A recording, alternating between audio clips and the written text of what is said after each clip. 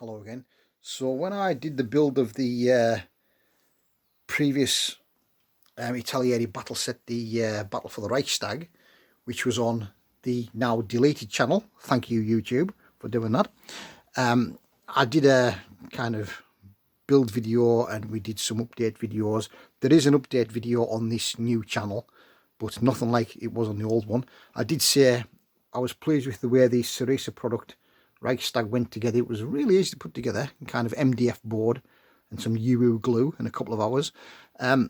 So I said I was tempted to buy the Pegasus bridge set, and so a couple of days ago I got this. I've been watching it for quite a while on the likes of eBay, but the other day I found one that was privately for sale rather than a dealer thing, and it was sealed from new, and it was from the private individual. It was £15 less than buying the same thing from a dealer. So I thought, I'll take the plunge, buy it. I'll never get one cheaper. I can put it away. So this is my project for this Christmas holidays. I built the Reichstag over the last Christmas holidays and did some preview videos. I'm still doing that. I based it and I'm still playing about with that. But this is one for this Christmas. So we'll take a look at the contents of this one. Really nice illustration on the cover, and it's got all the usual info on the box. Quite a heavy box. In the box you get this Ceresa Products Pegasus bridge in MDF. Then everything else is your typical Italeri products that are available as separate items from Italeri, because it's part of the normal Italeri range. But I wish I'd known this had the Italeri battlefield accessories in, because I've only gone and ordered 2 boxes of battlefield accessories. So what you get are the German gun set with the Pak 40, Pak 35, Flak 38 and 9 figures, which is available as a trio single model kit. None of these guns actually were in place to Pegasus Bridge. German infantry, the good old Esky Opel Blitz, Kübelwagen, British paratroopers, and the battlefield accessories. So let's take a look here and see what we've got inside. So we have 2 boxes, but not box. We've got British paratroopers on this sprue. I've also sent for some other companies' 1/72 scale paratroopers to kind of flesh it out a bit. What I don't want to do is to use the same mouldings in the same diorama, if you see what I mean, because a lot of mouldings can be repetitive and there's only so many times you can include the same figure in the same stance. So some will be handy, but some I can see I won't be using. I'll substitute them for other manufacturers' things, which we'll take a look at in another video. So that's the British paratroopers. They're all nicely moulded.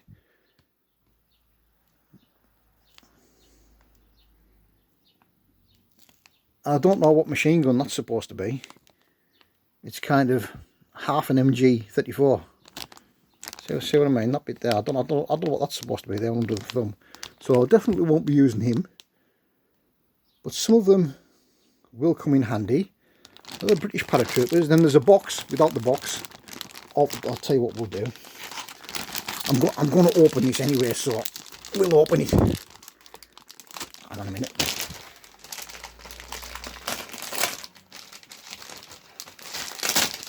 Just entertain yourself for a second. So yeah, we've got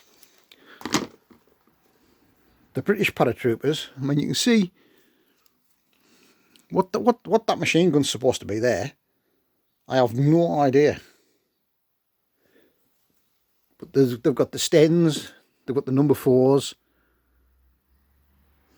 There must be, there are. One advancing with a brain gun. So these are the Germans, and again it's one representative full box of Italeri Germans. And again, the German ones seem to be better detailed. They've got what looks like a modern blowpipe missile launcher. I'm sure it's supposed to be a Panzerschreck, but it looks nothing like a Panzerschreck. Radio operator handy, motor.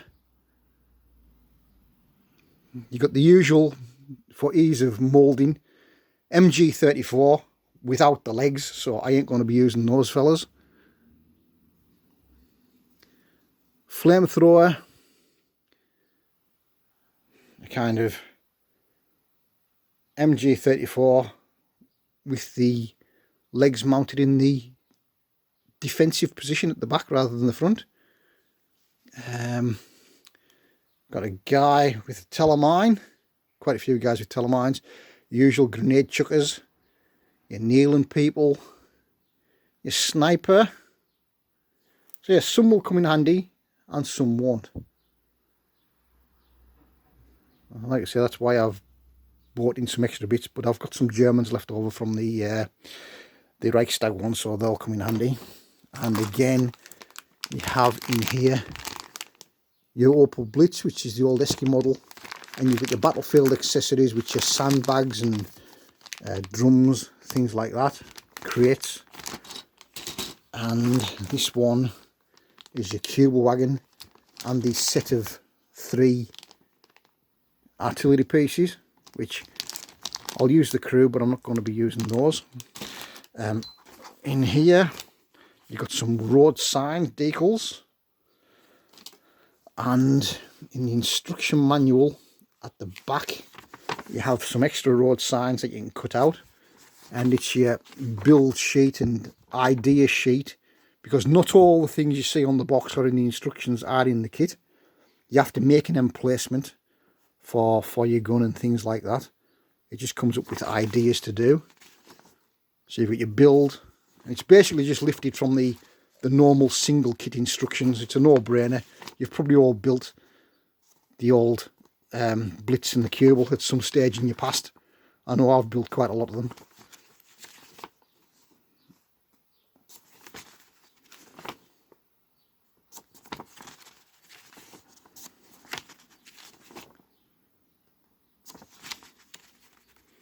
I can't believe I was sent for 2 boxes of those. I should have looked at the box more carefully. And these are the ideas of how to further enhance your diorama. The colour guide, and this is the Sarisa MDF model. Like the Reichstag, all the instructions are on separate pages, so these are multiple pages. Unfortunately, all the pages are loose, so it takes some getting used to doing the building sequence, because none of the pages are numbered, and I don't think any of the parts are numbered either. So you have to be very careful when putting these Sarisa products together.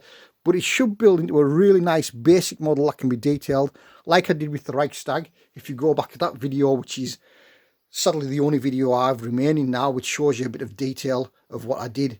So yeah, that's basically where I'm at with this one. I've got some other things coming in. I've got some Italeri Horsa gliders, which I'll review.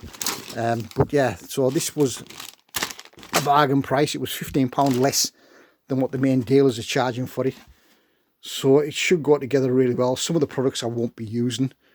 I mean, the if you remember the older video of the Reichstag, I bought a Altair Horch heavy passenger car with a single barrel 2cm flak. That's more in keeping with what was at Pegasus Bridge, although the Pegasus Bridge gun that was in place was a 5cm ex-naval cannon, but that 2cm single barrel flak will do. So I'll reuse that gun that came in with that Altair model rather than these guns in the kit, and I'll just put these to one side for something else. So yeah, I've got other, like I say, bits and pieces to collect to put together with this for my build, because I'd rather have the bits and pieces to hand and just get on with it rather than wait for bits to come in. So there's quite a lot more bits coming in, like I did with the Reichstag kit, because on the old channel we went through every single bits and pieces that I was going to use, the tanks and etc, etc. So yeah, so that's another project, but I'm still carrying on with the Reichstag one, but that's another project for the Christmas holidays. So we'll see where we get to with this. I'm anticipating that the size of it, I mean the size of the Reichstag diorama, as I explained, in my deleted channel. Thank you, YouTube, not that I'm bitter or anything. But in the deleted channel, I did explain that the overall size of the Reichstag baseboard would be depending on the size of the building.